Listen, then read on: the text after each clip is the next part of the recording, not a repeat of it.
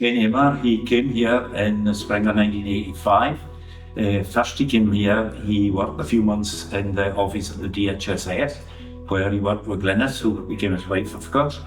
October that year, he set up Orkney Photographic, having been a photographer, of course, in his time away from Orkney.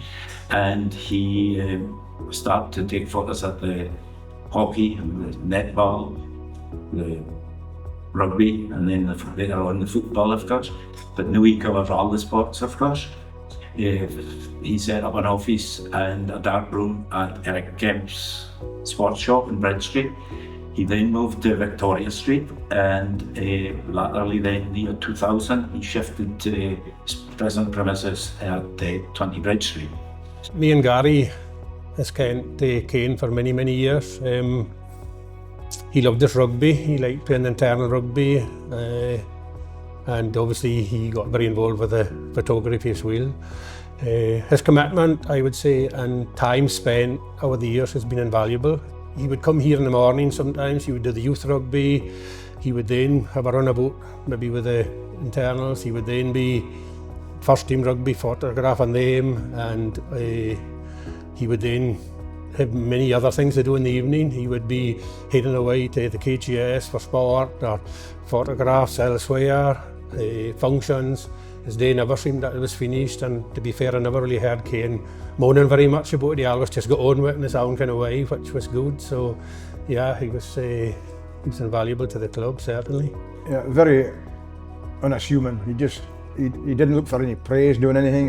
Whatever he did, it was just Kane did it, and that was it. He just got on with it, and he was never so proud as when he got his first and only cap for Orkney, first 15. It was fantastic, and it was an epic journey. We went down to Stranraer, and within 2 or 3 epic journeys to Stranraer over the years.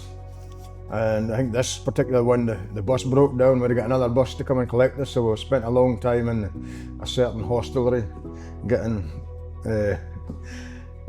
painkillers down our neck after the game, maybe. And we were pretty anaesthetised after it time the second bus came, and it was a great trip up the road. But he'll always speak about his Orkney cap for the first 15.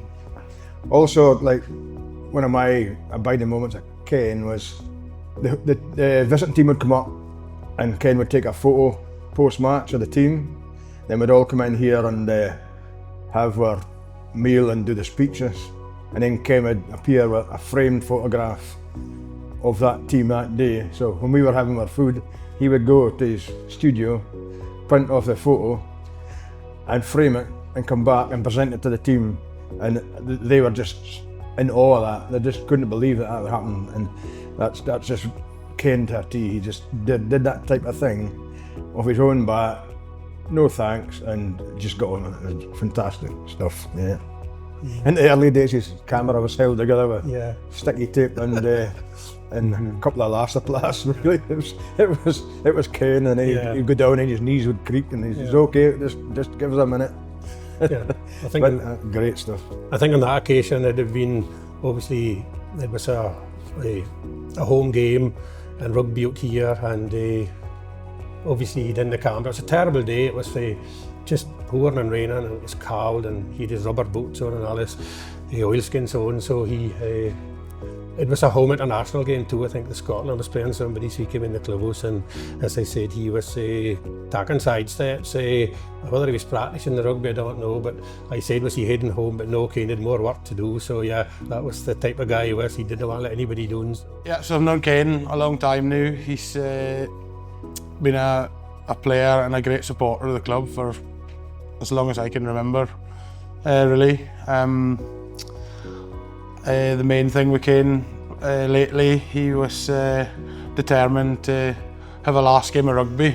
How it came about was I was in the shop picking up something, and we had just had an internal game out in Westray, and Kane was saying to me, "I'm sorry, I couldn't find my boots, and I would help you and come to play." And I was like, "Really? You want to play?" And, "Oh yeah, I want to play one last game," and wanted to be in Westray. So a good group of us took it upon ourselves to make sure this was going to happen, and we actually had a Kane's testimonial game out in Westray, which was Fantastic. It was a really good day. I think everybody enjoyed themselves, and just to set the record straight for everyone that it was not me or anybody else that made him wear what he wore. That was all his own decision. So yeah, Ken's the type of fella who, like, over his last four years or so, he's been dealt pretty shit hand, really. Excuse my French, but he doesn't let it get to him. He's used it to promote, like, the prostate awareness thing, and he's used it when he fell off a ladder there in Stromness. He was a broken man, but he just got on with it. He got on with it. He's on his stick, and then he lost the stick, and then next, you know, he's playing rugby in gold shorts out in Westbury. So he's a tremendous character, an inspiration.